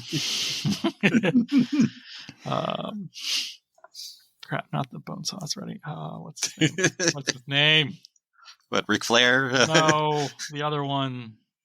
Rowdy Roddy Piper. Oh, the guy with the glasses. Yes. Oh yeah. Somebody Google that real fast. It's Bonesaw. Bonesaw. Yeah. No, it's not that. Oh, they all wear glasses. Oh no. Randy Savage. Yes. Okay. Sorry. Yeah, I apologize. Look, I'm the one who lived through that. I should have remembered. No, it's okay. It is Randy Savage. But yeah, so like a little flair just to like show off, and before like putting the finisher on, I want to say that's me. Like tripping you with a mongoose and then hatcheting your head with the Black Knight. Like, I guess that is fine. Like, you would expect it to be the other way around. Like, the Black Knight does the damage and the mongoose gets the kill. No, it's the light mech just comes out of nowhere, tag teams. So yeah, I guess I'm the 80s wrestler moves. I like it. Just as effective, but you have to throw in more flair. I mean, it's a game. You got to have fun with it. Exactly. That's why I bring the AC2. The rest of my technique is so boring that I have to get something going with the occasional through armor crit. That poor blackjack in the back. He's like 2 map sheets away. He's like, reticule on target, pull trigger. Reticule on target, pull trigger. It's true. The only thing that hurts at the end of the day is his trigger finger. You just duct taped it. We'll see. But yeah, so I think that pretty much wraps up our tactics talk for today, at least. I mean, That's right. So if you find yourself losing, it's your fault. Is this just like something you thought of? Korinskios, they're fantastic at the bottom. that was the commercial. No, it was the commercial That's the from commercial? the Discord. Oh, okay. But so we wanted to talk another clan list, but this time we want to talk one that is available to all the players, and that is the clan box set star review, essentially. So, Denham, if you want to lead off on this one, because you wrote it up. All right, sure.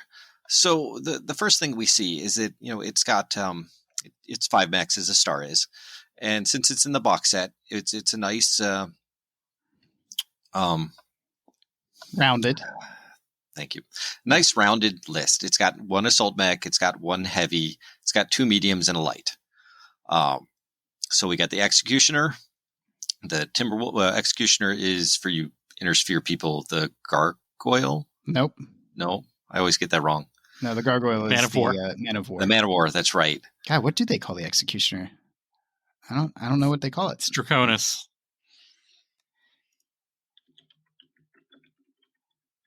This is the one that I don't know. I know the Gladiator. Gladiator. Gladiator. Yep. Oh, yeah. Gladiator. So you got the Executioner, the Timberwolf, the Nova, the Mongrel, and the Adder. And it comes with 2 points of elementals, so I threw those in there as well. Use them. Oh, yeah. I mean, you should definitely get used to using your armored infantry when playing clans. They're Omnimex. Bring your elementals, boys. It's clan time now. Now, the first thing I noticed is that when you're playing with this is if you're looking for a balanced engagement against your Inner Sphere opponents, the battle value for this is 17,604. So that is 12 Marauders worth of battle value. Mm-hmm. So yeah, it's a whole company of Marauders against just these 5 mechs and 2 points of elementals. I mean, that makes kind of sense. It's 2 level 2s against 1 star. I mean, against 1 star. If I'm playing a clan versus clan game, like the BV limit's pegged at 15,000. This is pretty standard. It is difficult to get a star in at 7,500, and you got to bring battle armor and a bunch of light mechs to get in at 5,000. The size of the games that I like to play, I normally play with a reduced star. So I play with like 3 mechs, and some a couple points of elementals. Yeah. The mixed star is great. What you're saying, the 3 mechs and the 2 points of elementals is nice. But yeah. That being said, Dustin, I would love to take this star up against a company of Marauders. Oh. So anytime you've got a long afternoon to do this, I am down. I don't have the nostalgia factor because I got into Battletech with, Mechwarrior 2, which was the clan one or whatever, not the mercenaries or whatever. So anyways, the point being I have like 2 Marauders in my collection, so gotcha. It's going to have to be lots I will lend you the rest. Okay. Anyway, so back to this to this star. Yeah. It is a well-rounded star. I would put the elementals on the Nova and the Mongrel because those are even though the Adder is faster than the Nova has jump jets. And the Adder is more a sniper. Like it's going to be back with its targeting computer and ERPPCs, and it's never going to be in the mix. The Nova and the Mongrel are really going to be in the mix, bouncing around. The Timberwolf is what I would use as the anchor, and then the Executioner would just be either long range fire support or just filling the hole because he's got that the mask, so he can actually move fast. But I wouldn't use him as the elemental carrier because I don't want him moving fast into combat. I want him moving, from one key position to another key position or keeping his distance. Yeah. The only change I would make is I would make the Timberwolf the A variant just because I like that one better.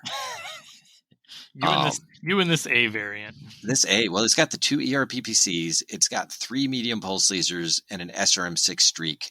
And it can stand back and just do, headshot after headshot. There's not much that can withstand several ERPPCs, especially with the adder backing it up. But if anything gets close, the medium pulses and the SRM6, it just does devastating damage. It's going to take your battle value to insanity range because the Clan ERPPC is expensive. Oh, the Timberwolf A is more battle value than that Executioner, which is 20 tons bigger than it. Yeah. But the Mongrel is one of the best medium clan mechs as far as mobility and firepower. You put some elementals on there. It goes 7-11-7. Nice. I have yet to put one on the table. It's an amazing mech. It is so fast and it's decently armored. It will get into a place. It will get out of a place. It will get behind anybody, and it has the firepower to do all the damage. So it's a good lance. It's a very expensive lance. But that's thank you. It's a good star. It's a well balanced star. And that's how I'd run it. I'd use the adder and the Executioner for fire support. I'd have the Timberwolf is the center, the tip of the spear, and I would have the Nova and the Mongrel each laden with elementals, just in there causing problems. Elementals, of course, would go after their fire support mechs. Yep, that's what I would do. So, I mostly agree with pretty much everything you just said. So I'll take a different angle on this. Kind of. Pretty much, yeah. I like where you'd put the elementals. The Timberwolf is the skirmisher. The Executioner is, fire support that can get unstuck, and the adder is your sniper. So yeah, I don't have anything else to say on that. However, this list out of the box makes my eyes bleed in battle value. So I would change the adder prime to the A. You still have fire support, but it's just cheaper fire support. Yeah, but I missed that target. Do all of them have the targeting computer, or is it just the prime? I don't know. I don't think the targeting computers. Does it have a targeting computer? The prime version does. 2 ERPPCs, a flamer, and a targeting computer. I wouldn't think the other ones would have it then. Yeah, the flamer's fixed. I don't think the other ones. I don't think the targeting computer is fixed. It just checked. It's not. The flamer's the only thing that's fixed. Right. Yeah, so I would switch the prime out for an A. The Executioner, you're going to save a lot of value if you just take the Gargoyle as an assault mech, and I'm a Clan Wolf, Beta Galaxy player, so there's gargoyles everywhere. Timberwolf Prime is a great mech. It's cheaper than the A. Yeah, it is. It is. The Prime is not bad at all. Yeah, I love it. Just not as much as the A. Yeah.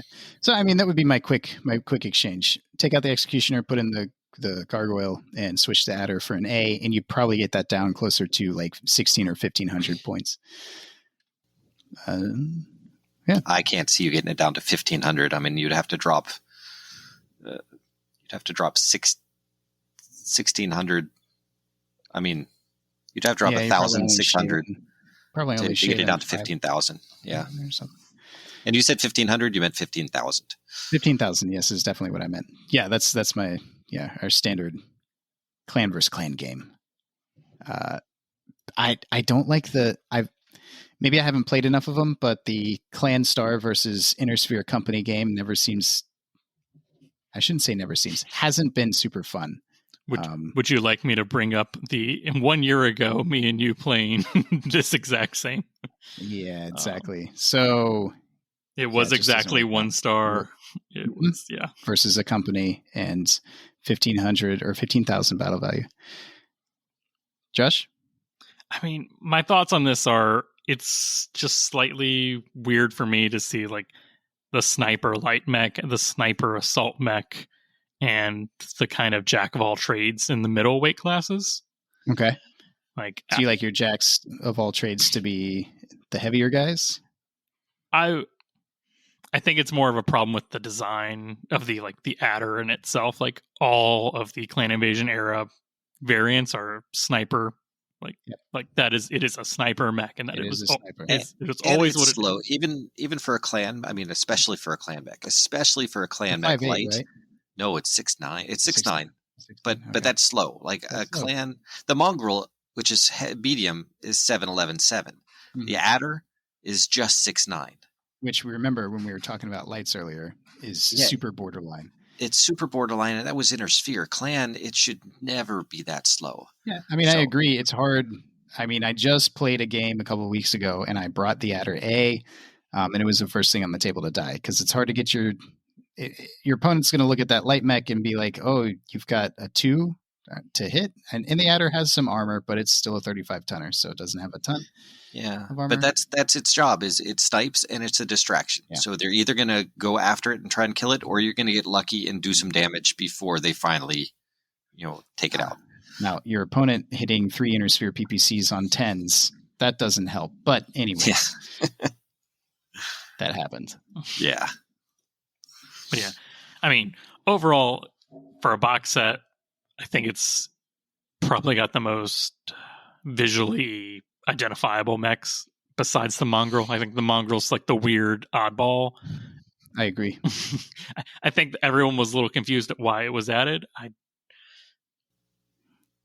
I was too, because everything else is part of the OG 16, right? Yeah, because if they had done that, then it would have been too many heavies. Because like the other ones it would have put in would have been like the Mad Dog, the 45 tons or the Summoner. The Ice Ferret would fit. Oh yeah, right the Ice Ferret. I didn't even think about that. Nobody does. It's such a good mech. No, it's not bad. No, and it's not. Stop. Is it not? I can't remember because I guess it's forgettable to me. It's got a PPC and SRM4 and maybe a machine gun or something. The Prime does. The Mongrel's so much better. Then you got the Ice Ferret D with its 4 medium pulse lasers. Anyways. Clan Wolf, Beta Galaxy, Ice Ferrets, Gargoyles. But yeah, so it's just kind of weird. Like, I love it, but it's just a weird choice. But it is it is probably what I would consider the most all-rounder in the entire star. So yeah, it's definitely way more expensive than I would have designed myself. But they got good mechs, and you're gonna have a lot of fun playing it. Did you put the Inner Sphere designation in for the Nova? Isn't that the Black Hawk?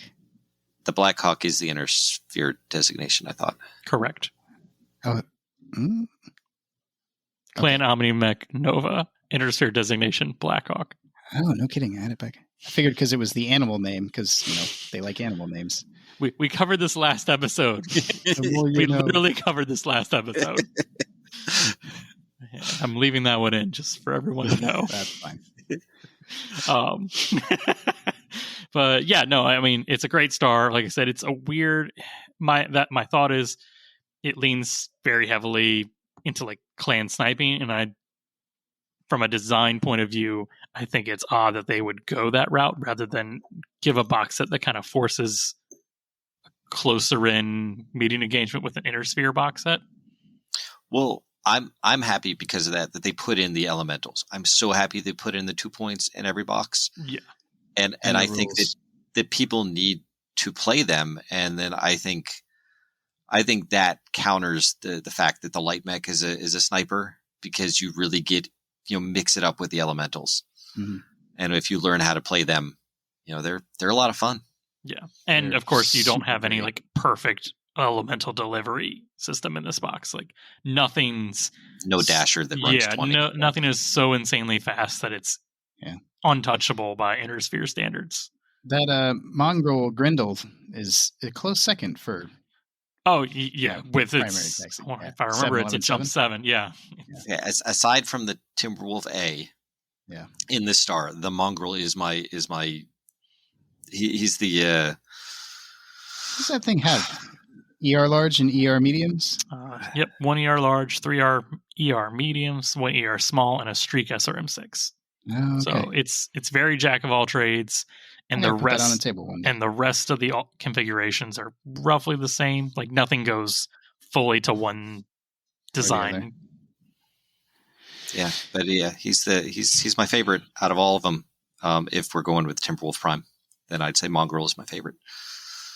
He's the workhorse. He's the one that's doing everything that I needed to be done. There it is, folks. The Mad Cat is not the best. Unless it's the A variant. I specified.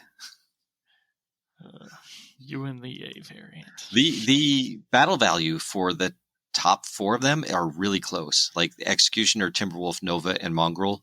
I mean, the battle value is only off by a couple hundred between the 4 of them. Yeah, it's honestly scary. Yeah, the Adder is the only one that's like under 3,000. So much battle value.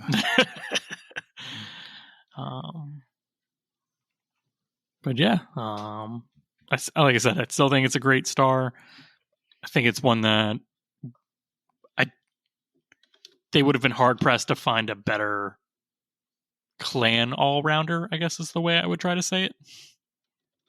One with good amounts of variants that aren't just can be crazy skewed one direction or the other. The Adder is probably the closest one to the all sniper mech, but and like 100%. Remember, they've all got like 5 or 6 different variants, so you've got a lot of wiggle room to play around with different things while using the same chassis.